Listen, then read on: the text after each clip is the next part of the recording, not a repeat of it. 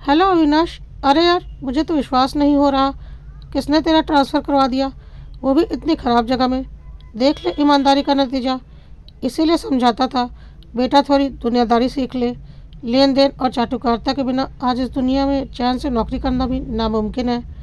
भाई अभी भी संभल जा, कुछ जुगाड़ करता हूँ अगर तू तगड़ी व्यवस्था करने को तैयार हो।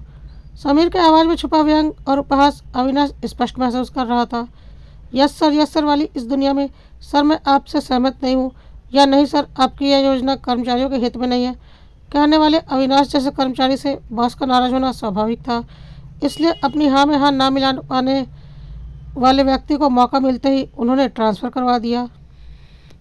मिस्टर अविनाश, थोड़ा व्यावहारिक बनिए। आपसे जूनियर समीर से कुछ सीखिए। आप जो 5 वर्षों में नहीं कर पाए वह इसने 5 महीनों में कर दिखाया। बॉस के शब्द अविनाश के 5 वर्षों के एकनिष्ठ समर्पित कार्यों को हाशिए पर लाने के साथ उसके दिल को छलनी कर रहे थे। हृदय की पीड़ा समीर की बातों ने और बढ़ा दी। व्यवहारिक बनिए। हाँ, यही तो बेटा मनन भी उस दिन उससे कह रहा था। व्यवहारिक बनिए पापा, व्यवहारिक। आज की दुनिया के अनुसार चलिए। आपके इस अव्यवहारिक रवैये के कारण ही मेरा भविष्य चौपट हो गया। समीर अंकल को देखिए, अपने बेटे रवि को कहाँ से कहाँ पहुँचा दिया। पढ़ाई हो या स्पोर्ट्स, सब में मुझसे कमज़ोर था रवि। पर उसके पापा तो कमज़ोर नहीं थे ना। अपने खुद के बेटे की तीर की तरह चुभती बातों ने तो मानो अविनाश का दिमाग भी छलनी कर दिया था। ट्रांसफ़र भी ऐसी जगह हुआ था जहाँ बेटी पायल की पढ़ाई के लिए इंग्लिश मीडियम स्कूल ही नहीं था। अब अविनाश अपना भविष्य देखे या बच्चों का, कैसे सामना करेगा पत्नी और बच्चों का। समीर जैसे खोटे सिक्कों का शोर इतना ज़्यादा है कि अच्छे सिक्कों की खनक किसी को सुनाई ही नहीं दे रही। बच्चों का भविष्य, बच्चों के सपने दांव पर नहीं लगा सकता था। इस बार कुछ जुगाड़ करके ट्रांसफ़र रुकवाना ही पड़ेगा। जो काम कभी नहीं किया बच्चों की खातिर करना ही पड़ेगा। समीर से दुनियादारी के व्यावहारिकता के ढंग सीखने पड़ेंगे।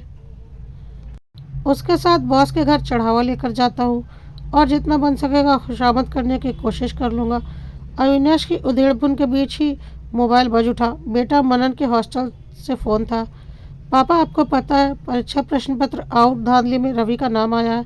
उसे कॉलेज से रस्टिकेट किया जा रहा है। माँ बता रही थी आपका ट्रांसफ़र कर दिया गया है। पापा, आप दुखी या चिंतित मत होइए। आप ही मेरे आइडियल हैं। आपके सिद्धांत और उन पर अमल करना आपसे ही मैंने सीखा है, मनन कह रहा था। पर बेटा, ये ट्रांसफ़र मेरे परिवार का, पायल का भविष्य खराब कर देगा। तू चिंता मत कर, मैं कुछ भी करके इसे रुकवा लूँगा। अविनाश की व्यथा शब्दों में घुबड़ आई थी। पापा, आप ही तो कहते हैं कठिन समय विपरीत परिस्थितियाँ हमारी परीक्षा लेने आती है। अनुकूल परिस्थितियों में तो हर कोई कार्य कर सकता है, पर बात तो तभी है जब परिस्थितियाँ विपरीत हों। तब भी आप विचलित हुए बिना स्वयं के साथ खड़े रहें। अच्छा भविष्य संस्कारों, सिद्धांतों और दृढ़ विचारों से बनता है। पापा, किसी भी स्थान पर जाने से नहीं, आप साथ हैं तो परिवार का भविष्य सुनिश्चित है। महज एक ट्रांसफ़र मेरे पापा को घुटने नहीं टेकने दे सकता। ये आपकी परीक्षा का समय है पापा। All the best. मुझे विश्वास है मेरे पापा का पेपर सबसे अच्छा जाएगा। बेटे का विश्वास, बेटे के वाक्य अविनाश के छलनी हो चुके दिल और दिमाग दोनों को मानो फिर से नए सिरे से जोड़ रहे थे, चेतन कर रहे थे।